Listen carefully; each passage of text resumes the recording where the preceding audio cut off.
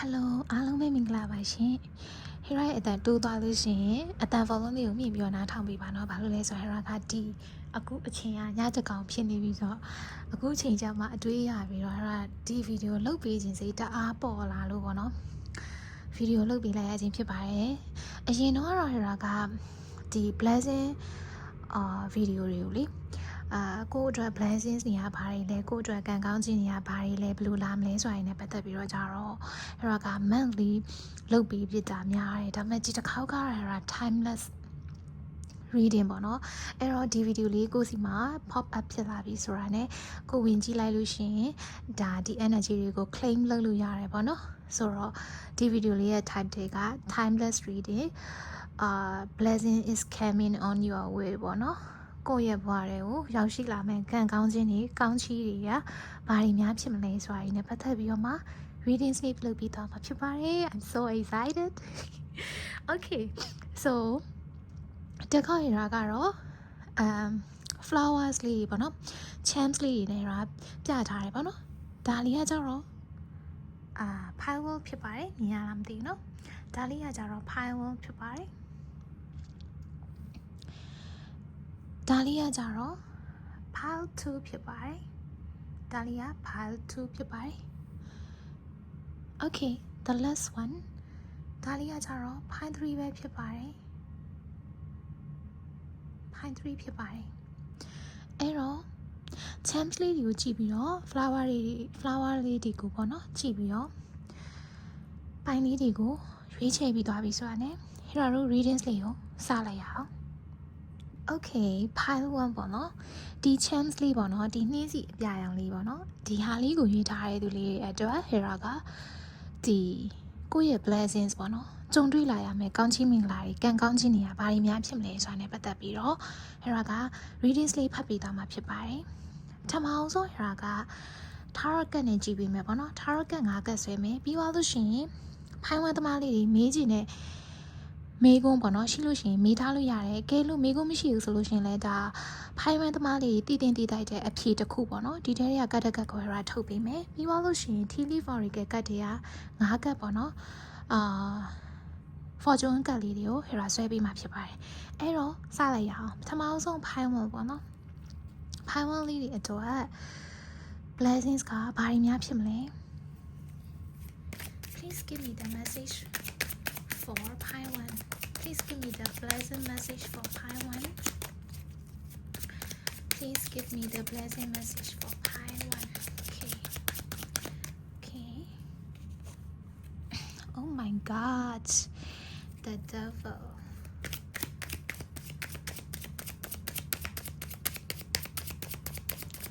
The ball legal map.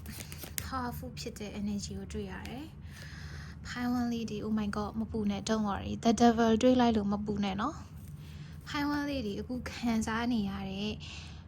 addiction တွေobsession တွေအဲ့လိုဆွဲလန်းမှုတွေပေါ့နော်အဲ့ဒီကနေမှလွတ်မြောက်သွားဖို့ရှိရနော် Paiwan lady တခုခုကိုဆွဲလန်းနေတာမျိုးလေးတွေတစုံတစ်ခုနဲ့ပတ်သက်ပြီးတော့တစုံတစ်ယောက်နဲ့ပဲပတ်သက်ပြီးတော့ပဲဖြစ်ဖြစ် satisfy မဖြစ်တဲ့အရာတွေကလေလွန်မြောက်သွားတော့မယ်နော်လွန်မြောက်သွားတော့မယ်Okay, Sajia, please give me the message to me for Pi 1 for blessings. Wow, okay. တရားထိုင်ပြီးဖို့လိုအပ်နေရလေးတွေ့ရတယ်နော်စိတ်တည်ငြိမ်အောင်တရားထိုင်ပြီးဖို့လိုအပ်နေရလေးတွေ့ရတယ်နောက်ထပ်နှစ်ကဆွဲမယ်ပေါ့နော် Please give me the message for Pi 1 for blessing. Oh my god. Okay နည်းနည်းလေးပေါ်တက်လိုက်မယ်ကလေးမြင်အောင်လို့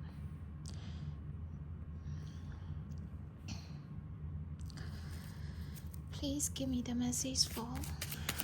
Pi 1 for blessings ငွေကြီးနဲ့ပတ်သက်ပြီးတော့လေအစင်မပြေဖြစ်နေတဲ့အရာလေးတွေ့ရတယ်နော်အဲ့ဒီအရာတွေကဘာတွေဆက်ဖြစ်နေလဲဆိုတာတစ်ချက်ကြည့်လိုက်ရအောင်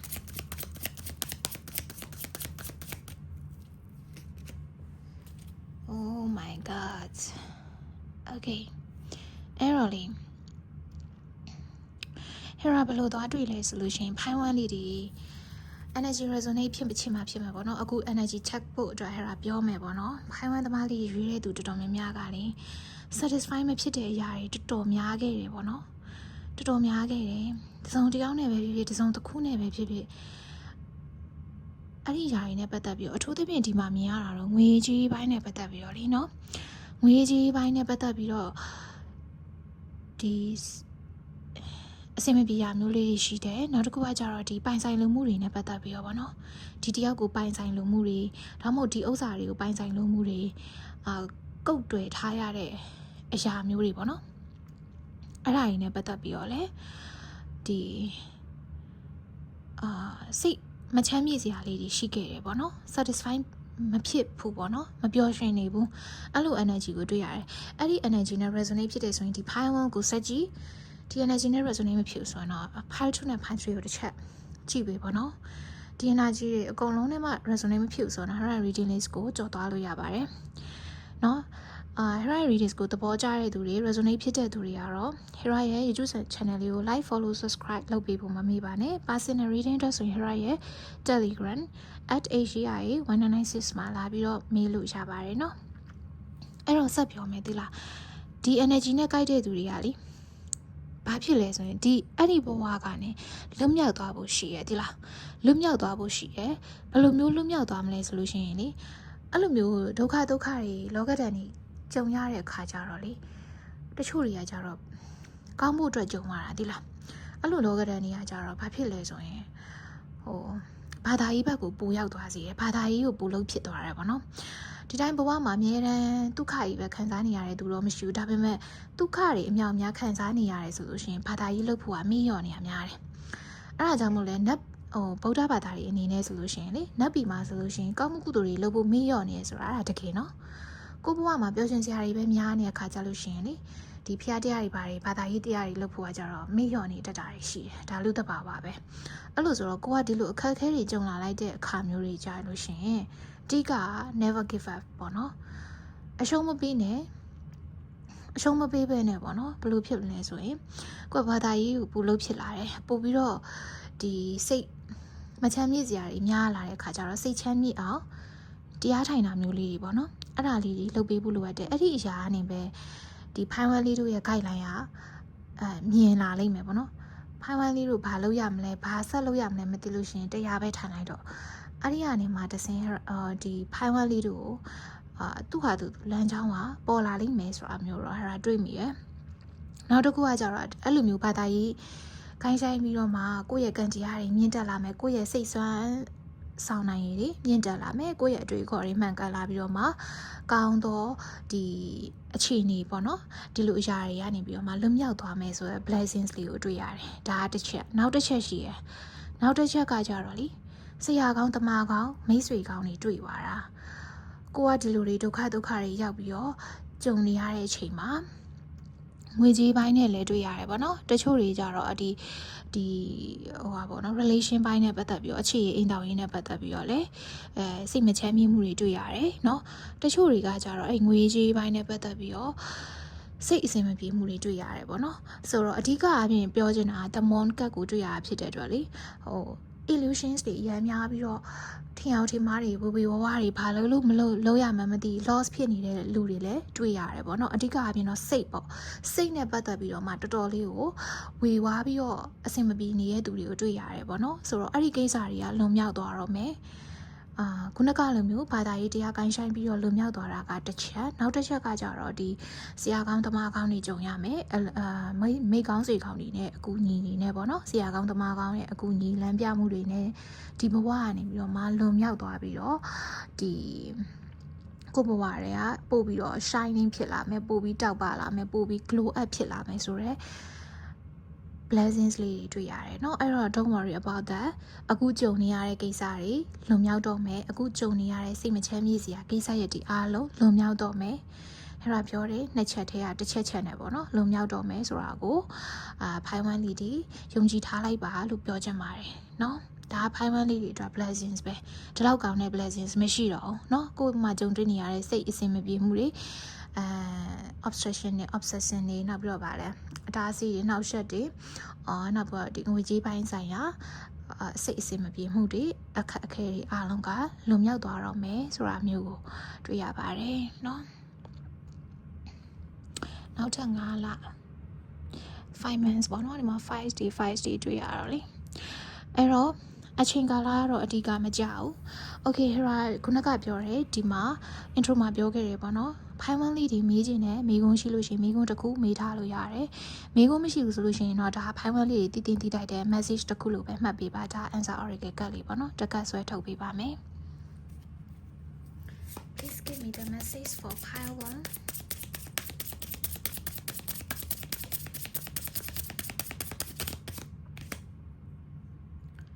ဆွဲလိုက်မယ်နော် wow you already know တဲ့နော်အဲ့တော့အဖြေကတော့ဒီလိုလေးထွက်လာတယ် you already know မင်းသိပြီးသားပါတဲ့မင်းသိပြီးသားပါလို့တော့ထွက်လာတယ်နော်ဖိုင်ဝမ်လေးတွေဗာမေးလဲတော့မသိဘူး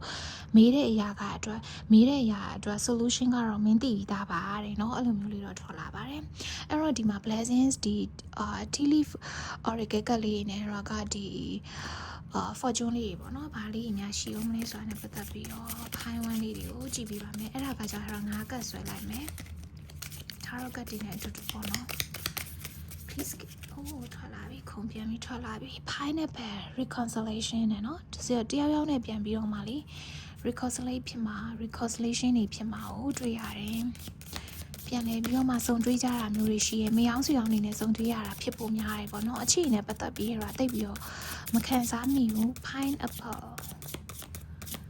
နော်မိကောင်းစီကောင်းနေနဲ့ပြန်ပြီးတော့စုံတွေ့ရတာမျိုးလေးတွေစုံစည်းရတာမျိုးလေးတွေရှိမယ်ပေါ့နော် okay ဆက်ပြီးတော့ကြည့်အောင် please give me the message for pine okay ဒါလေးနှစ်ကတ်ထွက်လို့သုံးကတ်လား oh my god 3 affairs with your family တဲ့နော်နောက်တစ်ခုကကြတော့ you will be playing a different role တဲ့နော် you will be playing a different role bro new home new attitude oh my god အဲ့ဒါလေးဘာနဲ့သွားပြီး energy ကိုက်လဲဆိုလို့ရှိရင်ဒီမှာ that got devil ပေါ့နော် devil ဒီကိုအဲ့လိုအနှောက်အယှက်အတားအဆီးတွေလေ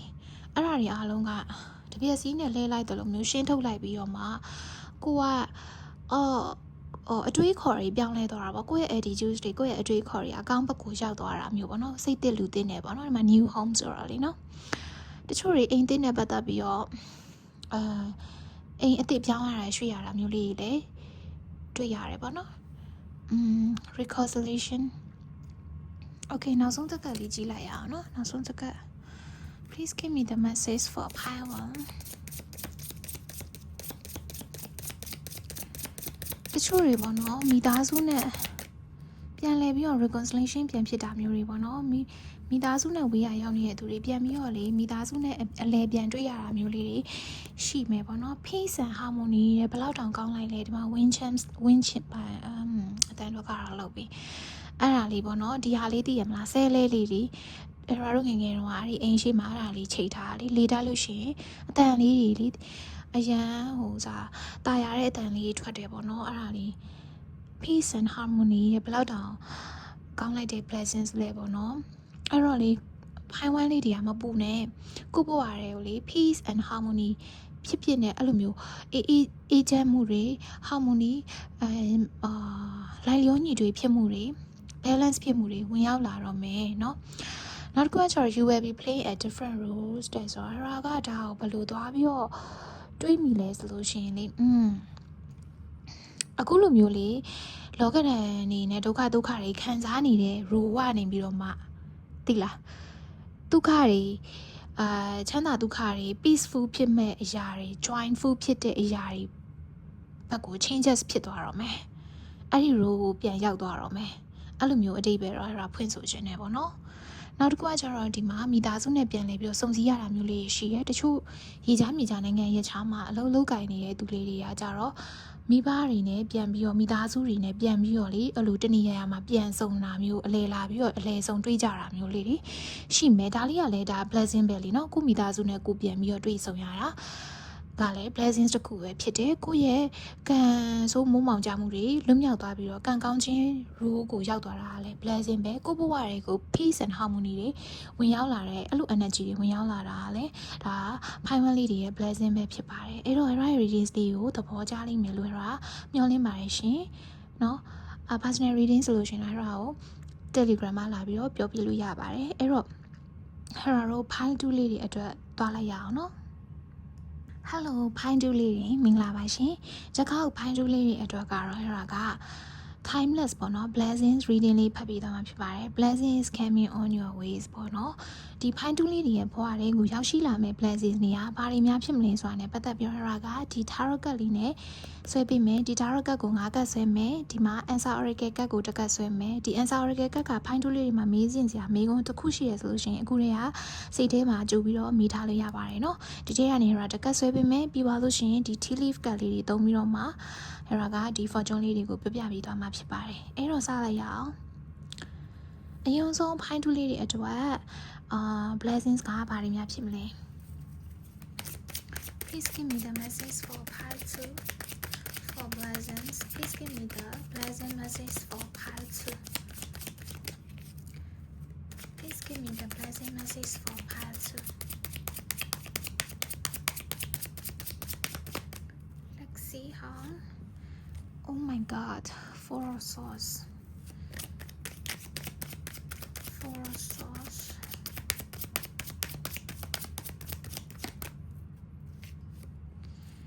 Haha, page of swords. ဖိုင်ဝမ်လေးတွေကလည်းအဲ့လိုပဲ sorry ဖိုင်တူလေးတွေကလည်းဖိုင်ဝမ်လေးတွေလိုပဲပေါ့နော်အလန်းတညက်တီကြလာတာလေ Please give me the message for part 2 for blessings.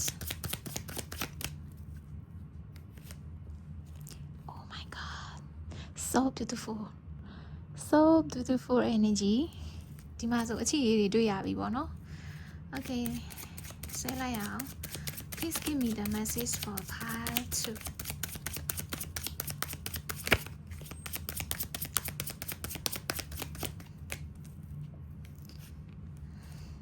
ဝါမမီဂျာကကြလာပြီပေါ့နော် The Star Okay ဒါလေးပုံနဲ့တက်လိုက်ပါဦးမယ်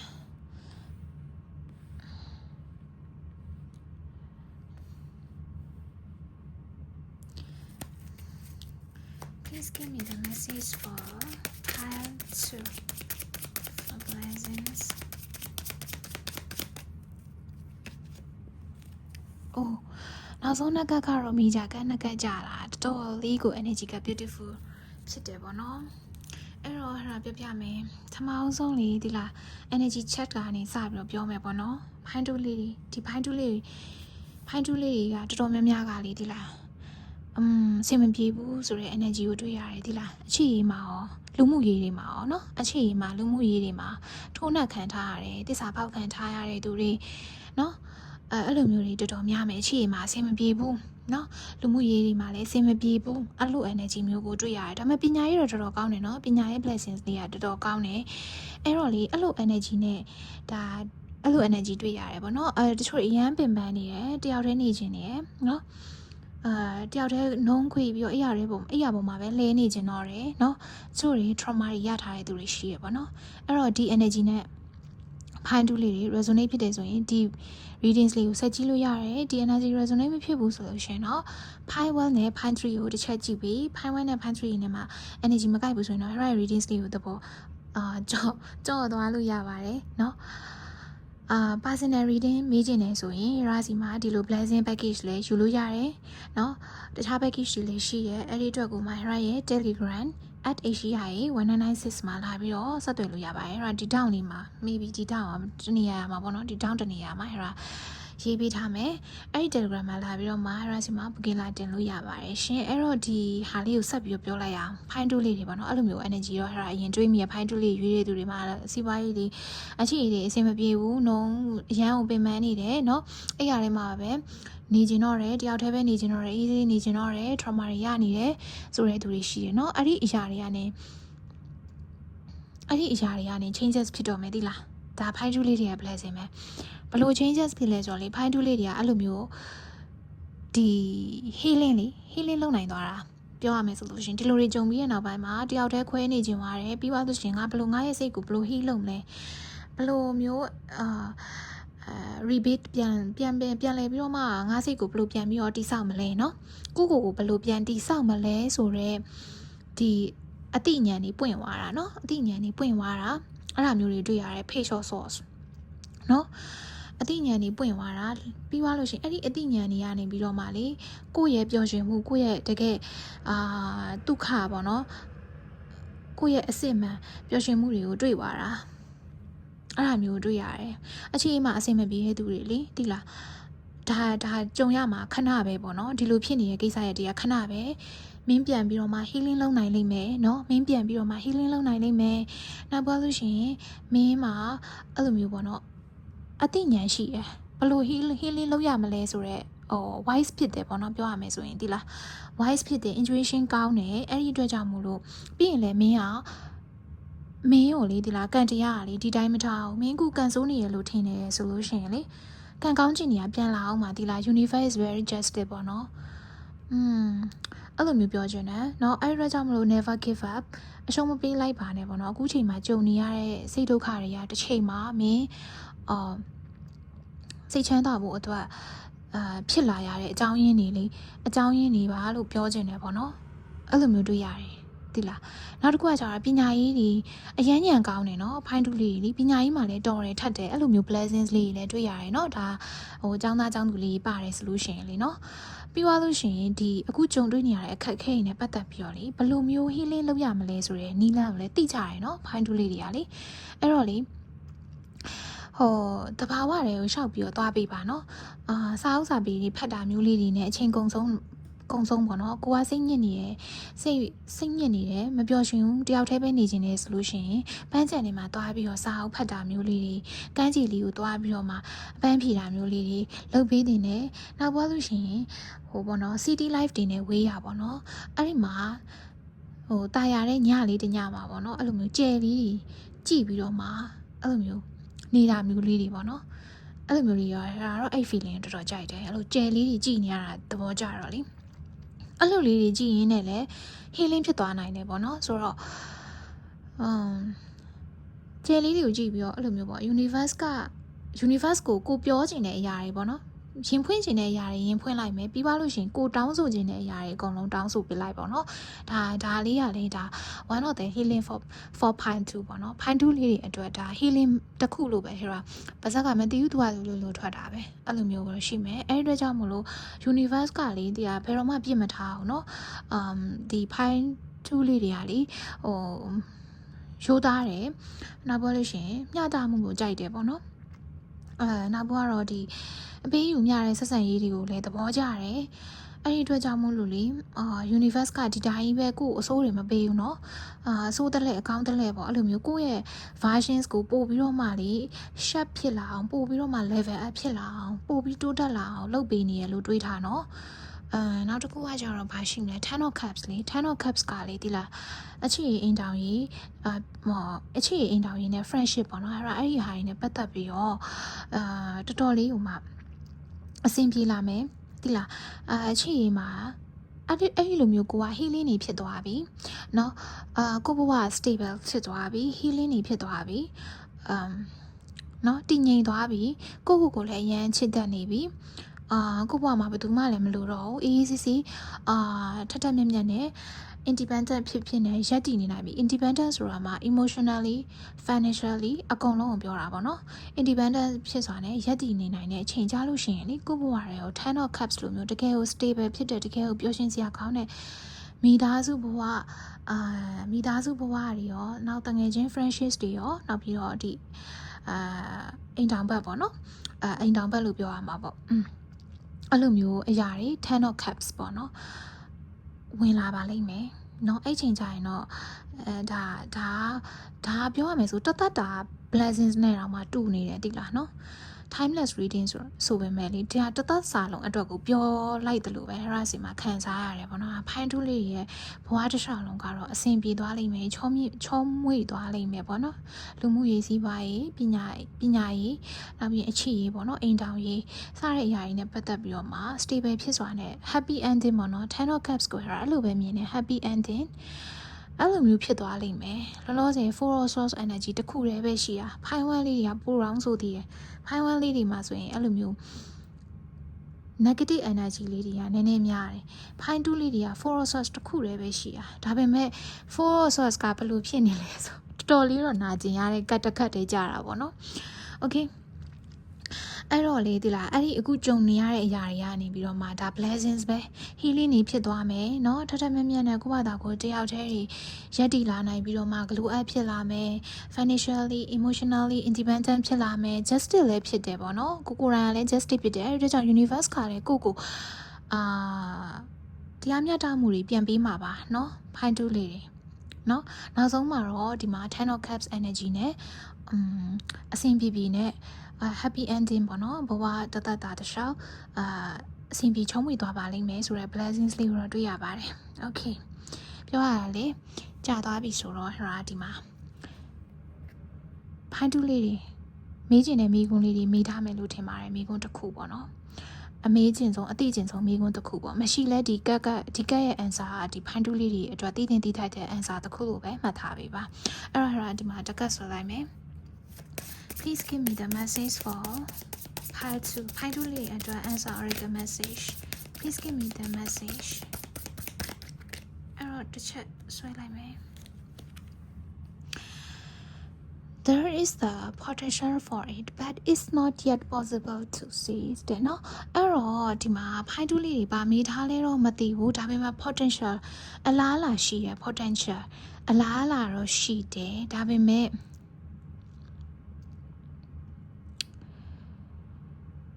ဖြစ်နိုင်တယ်လို့တော့ပြောလို့မရသေးဘူးပေါ့ကွာเนาะဖြစ်နိုင်တယ်လို့တော့ပြောလို့မရသေးဘူး potential အလားအလာတွေတော့ရှိတယ်ဒါပေမဲ့ 100% sure ဖြစ်မနေဘူးလို့တော့ပြထားတယ်ပေါ့เนาะအဲ့တော့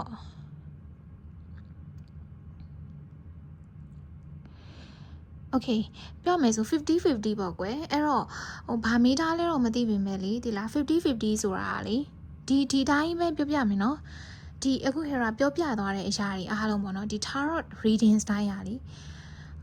ပြောရမယ်ဆိုလို့ရှင်ဟေရာတို့ကဒီ energy ကိုဖတ်ပေးတာဒီလား energy ကိုဖတ်ပေးရဟေရာတို့အကြမ်းမြင်လဲရမနေဘူးဒီလားကတ်တွေကိုအသုံးပြုပြီးတော့ energy ကိုဖတ်ပေးရတာဖြစ်တယ်အဲ့ဒီတော့ကြောင့်မို့ energies တွေက always changes ပဲ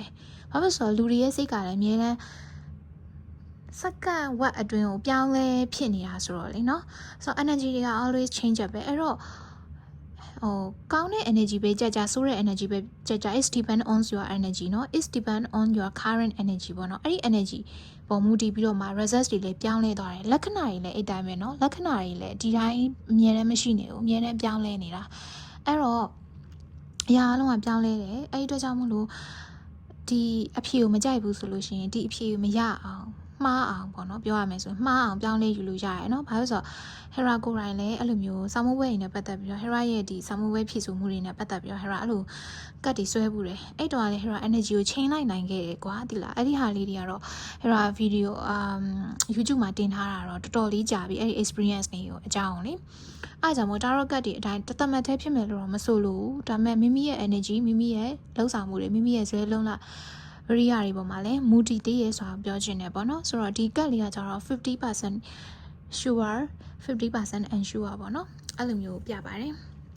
okay အဲ့တော့ဟဲ့ရာ tea leaf ကတ်လေးတွေသုံးပြီးတော့ကြည့်ပေးပါမယ်အရင်ဆုံး tea leaf ကတ်လေးတွေက9ကတ်ဆွဲမှာနော်ခဏနေရော tea leaf ကတ်လေးတွေက9ကတ်ဆွဲမှာ please give me the message for pie 2လေးတည်တင်တည်တိုက်တဲ့ဒီ message လေးอ่ะဒီကကနေလမ်းကျင်သွားရနော် give me the message for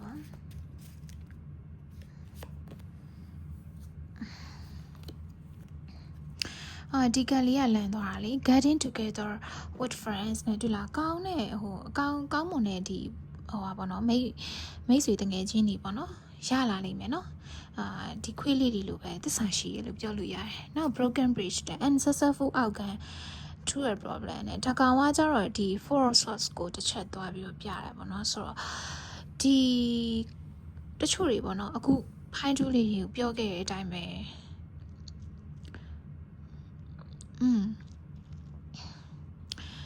ပြဿနာလေးတွေပေါ့နော်အဆင်မပြေမှုတွေမအောင်မြင်မှုတွေ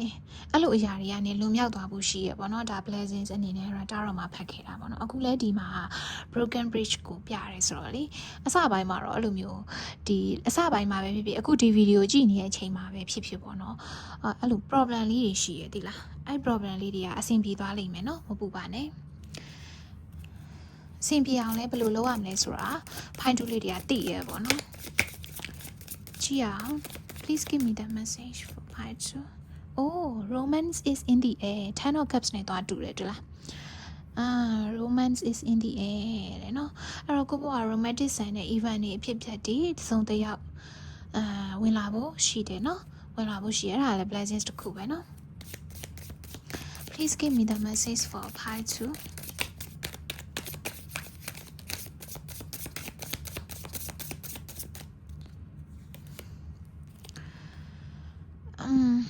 Someone is trying to come between you and a friend or something you want, you know? အဲ့ဒါပါလေဒီကောင်ဘာလဲမသိတတ်လာမသိဘူးเนาะအဲ့တော့တရားရောက်ကတော့ဒီချားဝင်ခြင်းနေရပါเนาะကိုယ့်ရဲ့တငယ်ချင်းဒါမှမဟုတ်ရှင်ကိုလိုချင်နေတဲ့အရာတစ်ခုခုပေါ့နော်ချားဝင်ပြီးတော့လာနေတဲ့သူတယောက်ယောက်တော့ရှိရယ်စူးစမ်းပြီးတော့ချားဝင်ပြီးတော့အဲ့လိုမျိုးလာနေတဲ့သူတယောက်ယောက်တော့ရှိရယ်တစ်စုံတစ်ခုတော့ရှိရယ်နော်ဒါပေမဲ့မပူပါနဲ့ဖိုင်းတူးလေးတွေမှာကလေအဲ့လိုမျိုးခင်မီရင်းနေရတဲ့သစ္စာရှိတဲ့တငယ်ချင်းအပေါင်းအသင်းတွေရှိတယ်နော်ဒါလေးရှိရယ်ဆိုတော့ပူစရာတော့မလိုပါဘူးအရင်ပူပင်ရတဲ့ message မျိုးတော့မတွေ့ရဘူးbroken bridge တခုလည်းပဲပေါ့နော်အခုချိန်မှာဒါ current energy လိုမျိုးခံစားနေရတယ် Please give me the message ဒါလေးထွက်သွားရဲဆိုတော့ကြည့်လိုက်မယ် Chair empty someone is living your life oh my god အဲ့ဒါကြောင့်မလို့နေမယ်နော် four source ကလေတယောက်ယောက်ကကိုဘဝတွေကထွက်သွားတာများလားအဲ့ဒီအတွက်ကြောင့်မလို့ဖိုင်းတူးလေးတွေကဝမ်းနေပူဆွေတော့ကရောက်နေရတာမျိုးလေးတွေပေါ့နော်mental breakdown ဖြစ်သွားတာ emotional breakdown mental breakdown ဖြစ်နေတဲ့ energy ပေါ့နော်ဒီမှာတယောက်ကကိုယ့်ဘဝတွေကထွက်သွားတာမျိုးလားအဲ့ဒီအတွက်ကြောင့်မို့လို့ four source energy နဲ့တယောက်ယောက်ဆိုတာချစ်သူသမီးစားလည်းဖြစ်မယ်ကိုချစ်ရတဲ့မိသားစုဝင်မိတ်ဆွေတကယ်ချင်းတွေလည်းဖြစ်ကောင်းဖြစ်နိုင်တယ်ပေါ့နော်ဒါကအနည်းဆက်ဆုံးသုံးသပ်ပြတာအဲ့ဒီအတွက်ကြောင့်မလို့ဒီ fine tool လေးတွေက mental breakdown ဖြစ်နေတာ emotional breakdown ဖြစ်နေတာနေပြီးတော့မှတဖြည်းဖြည်းနဲ့ကိုthe first version ရောက်ရှာလာအောင်လို့ပေါ့နော်လှုပ်ဆောင်သွားနိုင်လိမ့်မယ်ဆိုတဲ့ blessings လေးကိုတော့ဒီ fine tool လေးတွေမှာတွေ့ရပါတယ်ရှင်အဲ့တော့ right readings လေးကတော့ပြီးပါပြီright ရဲ့ video လေးကိုသဘောကျရဲဆိုရင် YouTube channel လေးကိုလည်း like follow subscribe လုပ်ပေးဖို့မမေ့ပါနဲ့ဒီဟာလည်း TikTok မှာတင်တယ်ပေါ့နော် TikTok ကကျတော့ personal နဲ့ရောနေရဆိုထားလိုက်ပါတော့အဲ့တော့okay ဒါကတော့ fine tool လေးအတွက် readings ပဲဖြစ်ပါတယ်အဲ့တော့နောက် video တွေမှာပြန်လည်တွေ့ကြပါမယ်လောဆယ် fine tool လေးအတွက် readings ကိုလုပ်လိုက်ပါအောင်ပါHello fine tool လေးပေါ့နော်ဒီမှာဒါလေးကိုရေးထားတဲ့သူလေးရဲ့အတွက် readings လေးကိုစပြီးတော့ပြောပြမှာဖြစ်ပါတယ်အဲ့တော့ fine tool လေးရဲ့အတွက်ကဒီ timeless blessings ပေါ့နော်ကိုယ့်ဘဝတွေကိုဒီ blessings is coming on your way ကိုယ့်ရဲ့ဘဝတွေကိုဘယ်လိုမျိုးကံကောင်းခြင်းတွေဘယ်လိုမျိုးကောင်းခြင်းမင်္ဂလာတွေရောက်လာမလဲဆိုတာနဲ့ပတ်သက်ပြီးတော့က timeless reading ဖတ်ပြီးတော့မှာဖြစ်ပါတယ်အဲ့တော့ပထမဆုံးအနေနဲ့ဟဲ့ကဒီ tarot ကလေး၅ကတ်ဆွဲမယ်ပေါ့နော် tarot ကတ်သုံးပြီးတော့ blessings နေပြောပြမယ်ပြီးသွားလို့ရှိရင် fine 3လေးတွေအမေးကျင်ဆုံးမိကုန်းတစ်ခုအတိကျင်ဆုံးမိကုန်းတစ်ခုကိုစိတ်ထဲမှာမိပြီးတော့မှဒီဟာ answer oracle ကတ်လေးဟဲ့တကတ်ဆွဲပေးပါမယ်ပြီးသွားလို့ရှိရင်တော့ tea leaf ကတ်ဒီနဲ့ဟဲ့ fortune လေးတွေကို၅ကတ်ဆွဲပြီးတော့ထုတ်ပေးမှာဖြစ်ပါတယ် okay အဲ့တော့ readings လေးကိုစလိုက်ရအောင်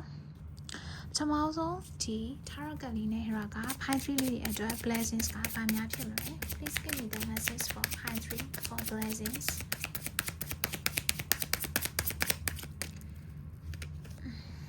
Okay, 5 of wands. Oh my god, 2 of wands. Error လေး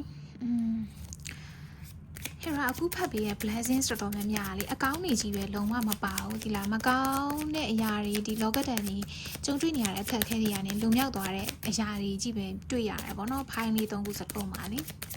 တချို့တွေနိုင်ငံခြားသွားဖို့အတွက်ရုန်းကန်နေရတာမျိုးတွေအလုပ်ထဲမှာပြိုင်ဆိုင်ရှိနေတာမျိုးလေးတွေ survive လုပ်ဖို့အတွက်ရှင်သန်နေရတာမျိုးလေးအထူးသဖြင့်နိုင်ငံခြားသွားဖို့အတွက်အလုံးရုန်းကန်နေရတဲ့ energy တွေတွေ့ရတယ်နော်နိုင်ငံခြားမှာအလုပ်လုပ်ဖို့တွေပညာသင်ဖို့တွေ oh my god the lover oh my god okay please give me the message for pine tree for blessings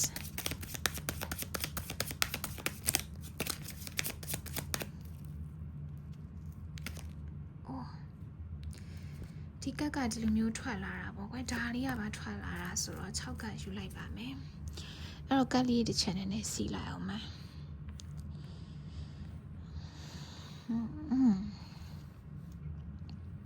ဒါနောက်ဆုံးမှထွက်လာဆိုတော့ဒီအောင်ပါ okay ရပြီနော်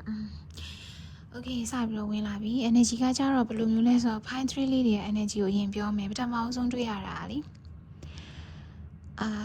ीcompetition အပြိုင်ဆိုင်နေလုပ်နေရတာပြိုင်ဆိုင်နေရတာ struggling လုပ်နေရတဲ့ energy ကိုတွေ့ရတယ် struggling လုပ်နေရတဲ့ energy ဘာကို struggling လုပ်နေရလဲဆိုအသေးကွဲတဲ့အရာတွေကိုအသေးကွဲတဲ့အရာတွေပေါ့နော်အသေးကွဲတာကိုအလူးလိန်ခံစားနေရတဲ့သူတွေနောက်တစ်ခုကကြတော့တချို့တွေကကြတော့နော်နိုင်ငံရဲ့ခြားကိုသွားပြီးအလုပ်လုပ်ဖို့ပညာသင်ဖို့ဘာညာအဲ့လိုမျိုးကိစ္စရပ်တွေနဲ့ပတ်သက်ပြီးတော့ struggle လုပ်နေရတာတွေရှိရယ်စူးစမ်းနေရတာတွေရှိရယ်အပြိုင်ဆိုင်နေလုပ်နေရတဲ့ energy မျိုးကိုတွေ့ရတယ်တချို့တွေကကြတော့အသေးကွဲနေတဲ့အလူးလိမ့်ခံစားပြီး struggle လုပ်နေရတဲ့ energy မျိုးတွေကိုတွေ့ရတယ်အဲ့ဒီ energy နဲ့ resonate ဖြစ်တယ်ဆိုလို့ရှိရင်ဒီ fine 3ကိုဆက်ပြီးတော့နားထောင်လို့ရတယ်အဲ့ဒီ energy နဲ့ resonate မဖြစ်ဘူးဆိုလို့ရှိရင် fine 1နဲ့2ကိုတစ်ချက်သွားပြီးတော့နားထောင်ပြီး fine 1 2 3 3ခုလုံးနဲ့ energy resonate မဖြစ်ဘူးဆိုရင်တော့ Hera readings တွေကိုကြော်သွားလို့ရပါတယ်နော်personal reading မေးချင်တယ်ဆိုရင် Hera ရဲ့ Telegram @aci1996 မှာလာပြီးတော့မေးလို့ရပါတယ် Okay အဲ့တော့ဆက်ပြောမယ်ပေါ့နော်အဲ့တော့ဒီလို energy တွေတွေ့ရတယ် high tree လေးတွေတော်တော်လေးကိုမှရုန်းကန်နေရတယ်လဲကြလိုက်ပြန်ထားလိုက်သွားလိုက်အဲ့လိုမျိုး survive လုပ်နေရတဲ့ energy မျိုးကိုတော်တော်တွေ့ရတယ်တချို့တွေအရန်တွေကိုအသေးကွဲ mental breakdown တွေဖြစ်တော်တော်လေးနာကျင်နေရတဲ့ energy မျိုးကိုယ့်ဘဝကြီးထဲမှာဘာမှမရှိတော့ဘူးဆိုပြီးတော့ဖြစ်နေတဲ့သူတွေလည်းတွေ့ရတယ်မပူနဲ့နော်ဒီမှာ the lover ကကြီးကလည်းကြာနေတယ် king of cups နဲ့ two of cups တွေကလည်းကြာတယ်ဆိုတော့လေဒီလားဟဲ့ပြောပြမယ်နိုင်ငံရဲ့ခြားကိုသွားဖို့စူးစမ်းနေတဲ့သူတွေကကျင်းတီပေါင်းနိုင်ငံရဲ့ခြားကိုသွားနိုင်လိမ့်မယ်မဖြစ်တဲ့နည်းနဲ့သွားနိုင်လိမ့်မယ်နော်ကိုယ့်ဘက်ကသာစူးစမ်းမှုကိုမလျော့လိုက်နဲ့အဲ့ဒါ blessings ပဲနော် blessings ပဲကိုအခုစူးစမ်းနေတဲ့အရာအိမ်နဲ့ပတ်သက်ပြီးတော့ဖြစ်လာဖို့ရှိရယ်နိုင်ငံရဲ့ခြားကိုသွားဖို့စူးစမ်းနေတဲ့သူတွေနိုင်ငံရဲ့ခြားကိုသွားရလိမ့်မယ်နော်နောက်ပြီးတော့အခုချိန်မှာအသေးကွဲပြီးတော့အမှခံစားနေရတဲ့သူတွေနော်အသေးကွဲပြီးခံစားနေရတဲ့သူတွေကိုဘဝအတွက်အဆင်ပြေမဲ့သူကိုတွေ့ဖို့အတွက်ဒီလိုတွေခံစားနေရတာလို့ပြောလို့ရတယ်နော်ကိုဘဝအတွက်အဆင်ပြေတဲ့သူကိုတွေ့ဖို့အတွက်နော်သူကရေချမ်းမြေချမ်းနိုင်ငံရဲ့ခြားလည်းဖြစ်ကောင်းဖြစ်နိုင်မယ်ဟိုပြောချင်တာရေချမ်းမြေချမ်းဆိုတာကမြန်မာနိုင်ငံထဲမှာဆိုလို့ရှိရင်လည်းအဲ့လိုမျိုးပေါ့ရက်ဝေးရလူဖြစ်ဖို့များတယ် long distance ပေါ့ပြောချင်တာတော့ long distance ဖြစ်ဖို့များတယ်တချို့နိုင်ငံရဲ့ခြားရောက်နေတဲ့သူတွေကကြတော့ရေချမ်းမြေချမ်းနိုင်ငံရဲ့ခြားဘာသာနေခြားခါချောမတူတဲ့သူတွေနဲ့တွေ့ရဖို့ရှိတယ် soul mate တွေဖြစ်လာဖို့ရှိတယ် the lover ကလည်းကြားတယ်ဒီမှာ two of cups လည်းကြားတယ်ပေါ့နော်အဲ့တော့အခြေအနေနဲ့ပတ်သက်ပြီးတော့ blessings တော်တော်ကောင်းတယ် fine 3လေးတွေအခြေအနေနဲ့ပတ်သက်ပြီးတော့တော်တော်လေးကိုမှ energy ကောင်းတယ်နိုင်ငံရဲ့ခြားကိုသွားဖို့စူးစမ်းနေတဲ့သူတွေအနေနဲ့ကကြတော့လေဒီကိုယ့်ရဲ့ပါတနာပေါ့နော်ကိုယ့်ရဲ့ပါတနာကနိုင်ငံရဲ့ခြားမှာရောက်နေတာသူ့နောက်ကိုလိုက်သွားရမှာတို့ဘာတို့ညာတို့ပေါ့နော်အဲ့ဒါရင်းနဲ့ပတ်သက်ပြီးတော့လည်းအဆင်ပြေသွားလိမ့်မယ်ဗီဇာကိစ္စတွေသွားလာကိစ္စတွေအားလုံးပေါ့နော်အဆင်ပြေသွားလိမ့်မယ်ဒါပေမဲ့ဒီမြန်မာနိုင်ငံမှာလည်းအခုဟာကအမျိုးမျိုးတွေဖြစ်ပြနေရဆိုတော့ဒီကြားတဲ့တွေကဒီလိုအခြေအနေတွေကြောင့် 5 of wands energy ကပြတာပေါ့နော်ဆိုတော့ဒီလိုအခြေအနေတွေကြားတဲ့ကနေပြီးတော့မှပေါင်းစည်းသွားရလိမ့်မယ်နော်ဘာလို့ဆိုအဲ့နိုင်ငံရဲ့ခြားသွားရလိမ့်မယ်နိုင်ငံရဲ့ခြားမှာပညာတော်တင်အလုပ်တင်သွားဖို့သူတွေလည်းသွားရလိမ့်မယ်နိုင်ငံရဲ့ခြားမှာဒါကိုချစ်သူကရောက်နေတယ်ကိုချစ်သူကကိုခေါ်နေပြီးအဲ့လိုလူမျိုးတွေကလည်းနိုင်ငံရဲ့ခြားကိုရောက်သွားလိမ့်မယ်ကိုချစ်သူနဲ့ပြန်ပြီးတော့တွေ့ရလိမ့်မယ်အသေးကွဲနေတဲ့သူတွေမပူပါနဲ့နော် king of cups နဲ့ two of cups နဲ့ကြာထားတယ်ပေါ့နော်ကိုဘဝတွေကိုKing of Cups လို energy နဲ့သူမျိုးတွေဝင်လာဖို့ရှိတယ်ယောက်ျားလေးပဲဖြစ်ဖြစ် main ကလေးပဲဖြစ်ဖြစ်ပေါ့နော်ဟိုဘယ်လိုပြောရမလဲ mature ဖြစ်ပြီးတော့မှလေကိုယ့်ကို emotional secure ပေးနိုင်တဲ့သူမျိုးပေါ့နော်အဲ့လိုလူမျိုးကိုယ့်ဘဝတွေကိုရောက်လာလိမ့်မယ်အဲ့တော့အခုခံစားနေရတဲ့အရာတွေနဲ့ပတ်သက်ပြီးတော့မခံစားပါနဲ့လို့မပြောဘူးခံစားပါပြီးပါလို့ရှင်တော့ပြန်ပြီးတော့healing လုပ်ပါပေါ့နော်ပြန်ပြီးတော့ glow up ဖြစ်အောင်နေပါအဲ့လိုမျိုးပဲကြံပေးခြင်းပါတယ်เนาะကိုဘွားတွေကိုမိကောင်းစီကောင်းနေเนาะတချို့တွေမိကောင်းစီကောင်းနေအကူညီတွေနဲ့နိုင်ငံရဲ့ခြောက်ရောက်သွားတာမျိုးတွေမိကောင်းစီကောင်းနေဆက်သွယ်ကောင်းနေရဲ့ဒီ interview တွေအလုပ် interview တွေပါညာပေါ့เนาะအဲ့လိုမျိုးတွေကနေမှတစ်စက်နိုင်ငံရဲ့ခြောက်ရောက်သွားတာမျိုးလေးရှိအဓိက blessings ကပြောချင်တာကကွယ်နိုင်ငံရဲ့ခြောက်သွားရမယ့် blessings ကိုတွေ့ရတယ်เนาะဒီ fine 3လေးတွေမှာနိုင်ငံရဲ့ခြောက်သွားဖို့အတွက်စူးစမ်းနေတဲ့သူတွေနိုင်ငံရဲ့ခြောက်မှာကိုကြည့်သူနဲ့ပြန်ပြီးတော့တွေးဖို့အတွက်စူးစမ်းနေတဲ့သူတွေနဲ့ပတ်သက်ပြီးတော့ကြတော့ blessings တွေ draw များများတွေ့ရတယ်အခြေအနေနဲ့ပတ်သက်ပြီးတော့တော်တော်လေးကောင်းတဲ့ energy မျိုးကိုလည်းတွေ့ရတယ်အခုလက်ရှိခံစားနေရတဲ့အသေးကွဲနေတဲ့သူတွေเนาะနာကျင်နေရတဲ့သူတွေဟာမပူပါနဲ့အခြေအနေမှာကတရားကိုယ့်ဘက်မှာရှိရဲကိုယ့်စီကိုရောက်လာလိမ့်မယ်ကိုယ့်ပေါ်မှာကောင်းပေးတဲ့သူအခုလက်ရှိတယောက်ကြောင့်ခံစားနေရတာတွေကလုံးဝကိုမှလေဘာမှန်းကိုမသိတော့တလောက်အောင်ကိုဘဝကိုမြင့်တင်ပေးပြီးတော့ကောင်းမွန်တဲ့သူတွေတွေ့လာရဖို့ရှိရယ်เนาะအဲ့ဒါ blessings ပဲအဲ့ဒီလောက်ကောင်းတဲ့ blessing မရှိတော့ဘူးเนาะအဲ့ဒီလောက်ကောင်းတဲ့ blessing မရှိတော့ဘူးအဲ့တော့ဒါပဲဒါအကုန်ပဲပေါ့เนาะပြောချင်တာကတော့မပူပါနဲ့ငွေကြီးနဲ့ပတ်သက်ပြီးမတွေ့ဘူးเนาะငွေကြီးနဲ့ပတ်သက်ပြီးဘာမှမတွေ့ဘူးဟေရာတွေ့ရတာအဲ့နိုင်ငံရေးချသွားဖို့ရဲ့အချစ်ရည်တွေဒီမိကောင်းစီကောင်းဆက်သွယ်ကောင်းနေအချစ်ရည်တွေကောင်းလာတာကိုပဲ blessing အနေနဲ့တွေ့ရတယ်ဒါ fine 3လေးတွေအဲ့တော့ဒီမှာ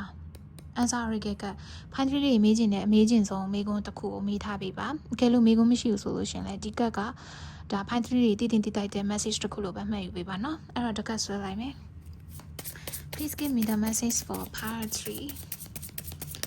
Please give me the message for part 3. မနေ့ကအလုပ်သွားရမှာဟရာကအလုပ်ညသက်ကောင်ကြီးဗီဒီယိုတွေထားလို့အဲ့လိုမျိုးပဲပြောလို့မြOh my god BO pan နဲ့တွေ့လား BO pan အဲ့တော့လေဖွင့်ထားပေးဖို့လိုအပ်တယ်ဒီလားအခုချိန်မှာလေဖွင့်ထားပေးဖို့ဆိုတာစိတ်ကိုပြောရနော်ဒါကြောင့် BO pan ကဘာကိုပြောရလဲမသိဖြစ်နေမှာဆိုလို့အဲ့တော့ဗာမေးလဲတော့မသိဘူးဒါပေမဲ့ကိုယ်စိတ်ကိုလေလွတ်ချထားဖွင့်ထားအဲ့လိုပုံစံမျိုးတွေ့ရတယ်ဒါပေမဲ့ဒီ BO pan ကလေဒီအချစ်ရေးကိစ္စတွေနဲ့ပတ်သက်ပြီးဟိရာတွေ့ရတယ်ဒီလားတချို့တွေအချစ်ရေးမှာကြောက်သွားပြီးမချစ်ရတော့ငါနှလုံးသားတကားကိုပိတ်ထားလိုက်တော့မယ်လို့ဘာလို့ညာတော့ no ဒီတိုင်းလေးပဲနေပါကိုယ့်ရဲ့ချစ်တတ်တဲ့စိတ်လေးကိုလေဘယ်တော့မှမပိတ်ချလိုက်ပါနဲ့နော်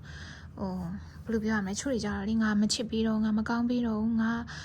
ပေါ့အဲ့လိုလှုပ်သွားကြတဲ့သူတွေကြီးပဲဆိုတော့ no အဲ့ဒါကကိုက wrong person ကိုသွားပြီးတော့မလိုချင်တဲ့သူတွေသွားပေးနေမိရလဲပါတယ်နော်မလိုချင်တဲ့သူတွေသွားပေးနေမိတာလေကြောင်မလို့ပေါ့နော်အဲ့တော့ be open ကိုယ့်ရဲ့စိတ်တကားကိုဖွင့်ထားပါကိုယ့်ရဲ့နှလုံးသားတကားကိုဖွင့်ထားပါ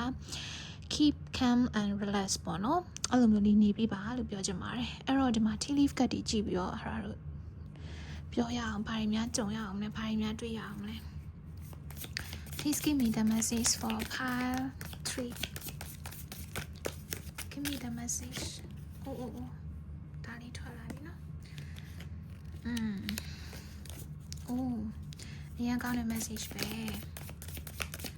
နောက်တစ်ခါလောက် tea leaf ကတည်းကနည်းနည်းတော့အဲ့လိုဆွဲရတာ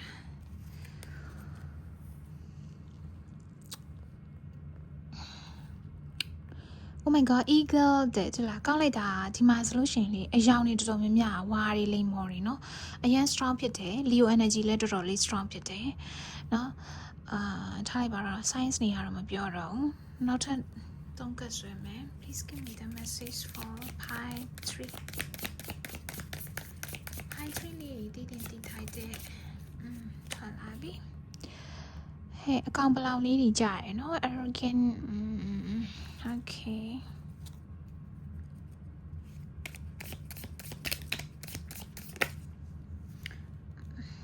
oh my god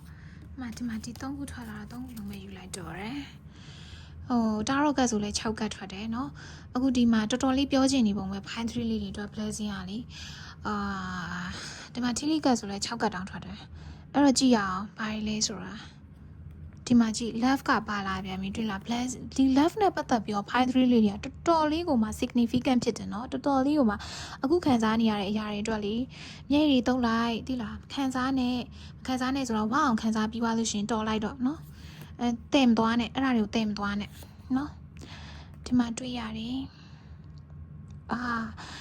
psychic ability နဲ့တွေ့လား trust your intuition နဲ့เนาะနောက်ဒီမှာကြည့် seek out information that will help you okay ဒီဟာကြတော့လေခုနကဟဲရာပြောတယ်လေနိုင်ငံရဲ့ခြားကိုတွားရမယ့်သူတွေနဲ့ပတ်သက်ပြီးတော့လေ information တွေ network တွေကိုကျဲဖြန့်နိုင်သမျှကြဲဖြန့်ထားလို့ပြောချင်တာနော်ဖြန့်နိုင်သမျှကြဲဖြန့်ထားလို့ပြောချင်တာနောက်တစ်ခုကကျတော့ဒီဟာလည်းအဲ့လိုပဲ increase your efforts if you want to achieve your goals တဲ့တွေ့လားကိုယ့်ရဲ့ပန်းတိုင်ကနိုင်ငံရဲ့ခြားမှာတွားရဖို့ဆိုလို့ရှိရင်အဲ့ဒီနိုင်ငံရဲ့ခြားကိုတွားရဖို့အတွက်ကိုမှကိုယ့်ရဲ့ efforts တွေကိုလည်းထပ်ပံပြီးတော့မှစူးစမ်းပြီးတော့အားထုတ်ပါအောင်တဲ့เนาะအဲ့လိုမျိုးပြောထားတယ်เนาะနောက်တစ်ခုကကျတော့ကိုယ့်ရဲ့ psychic ability ကိုယုံပါကိုယ်မှာintuition အားကောင်းတယ်ဒီ point 3လေးတွေကအဲ့တော့ကိုယ်စိတ်ထဲကဖြစ်နေပြီကိုယ်စိတ်ထဲကထင်နေပြီကိုယ်စိတ်ထဲကဒါဒီလိုမျိုးဆိုပြီးခံစားနေရပြီဆိုလို့ရှိရင်အဲ့ဒါဟုတ်တယ်เนาะအဲ့ဒါဟုတ်တယ် left နဲ့ပတ်သက်တဲ့ energy ကတော့တော်တော်လေးကိုမှဒါ blessings အနေနဲ့ဟိုတော်တော်လေးပြောခဲ့ပြီးပြီမလို့မပြောတော့ဘူးအဲ့တော့အချစ်ရေးကံမကောင်းနေတဲ့သူတွေကံကောင်းလာလိမ့်မယ် point 3เนาะကံကောင်းလာလိမ့်မယ်မပူနဲ့เนาะအခုခံစားနေရတာလေးတွေ့ရတယ်ဆိုတော့လေကံကောင်းလာလိမ့်မယ်နောက်တစ်ခုကကြတော့လေဘာတွေတွေ့ရလဲဆိုလို့ရှိရင်အတားအဆီးတွေ obstacles တွေ troubles တွေเนาะအဲ့ဒါတွေကိုကျော်လွှားသွားနိုင်လိမ့်မယ်เนาะအဲ့ဒါ blessings ပဲအဲ့ဒါ blessing ပဲအတားအဆီးတွေနောက်ဆက်တွေအားလုံးကိုကျော်လွှားသွားနိုင်လိမ့်မယ်ဒီမှာဒီဖန်နယ်ကြီးနဲ့ကျော်လွှားသွားနိုင်လိမ့်မယ်เนาะနောက်တစ်ခုကကြတော့ arrogant အဲ့တော့ arrogant ဖြစ်တဲ့တချို့တွေကအဲ့လိုမျိုးအကျွေးစီတွေပေါ့နော်အကျွေးစီတွေအတန်ထွက်တဲ့အကျွေးစီတွေပေါ့နော်အဲ့ဒါမျိုးလေးတော့ကြုံရနိုင်တယ်အဲ့ဒါလေးလည်း neglect လုပ်ထားလိုက် ignore လုပ်ထားလိုက်တဲ့နော်အဲ့ဒါမျိုးလေးတွေ့ရပါတယ်အဲ့တော့ပြီးပြီ readings ကတော့ဒီလောက်ပဲ Hera ရဲ့ readings တွေကိုသဘောကျမယ်လို့ Hera မျှော်လင့်ပါတယ်နောက် video တွေမှာပြန်လည်ဆုံတွေ့ကြပါမယ် personal reading ဆိုရင် Telegram မှာ booking လာယူဖို့မမေ့နဲ့နော်တတား